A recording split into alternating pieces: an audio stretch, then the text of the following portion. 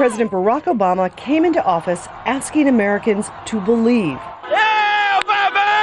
to have hope, change was coming. Yes, we can! But first, there was the financial crisis to deal with. We will recover, and the United States of America will emerge stronger than before. A big promise answered with a big check from the federal government. He passed a stimulus package at a cost of $787 billion. Over the next 2 years, this plan will save or create 3.5 million jobs. In truth, a whole host of macroeconomists agree that the stimulus created about 2 million jobs. Somewhere, some say 1.5 million, some say 2.5 million.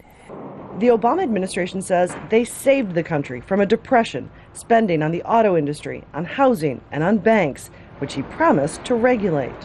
Financial reform was passed in principle, but the vast majority of the rules are not yet in place. He promised to tackle health care. No other president had come close, although many tried. Our legacy to be the destruction of America. It was ugly, it was politically costly, but it was passed, and it is being implemented. He also promised to heal the environment. We will double this nation's supply of renewable energy in the next 3 years. That he's done.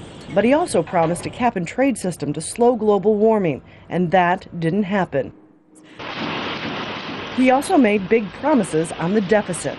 I pledged to cut the deficit in half by the end of my first term in office. That hasn't happened.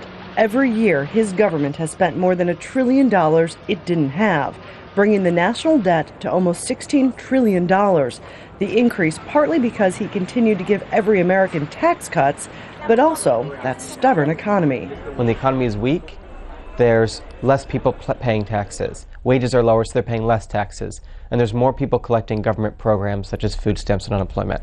But his fight with Republicans over the debt cost this country its high credit rating.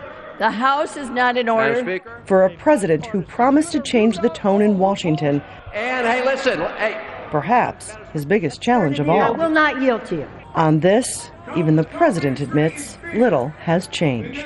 Patty Culhane, Al Jazeera, Washington.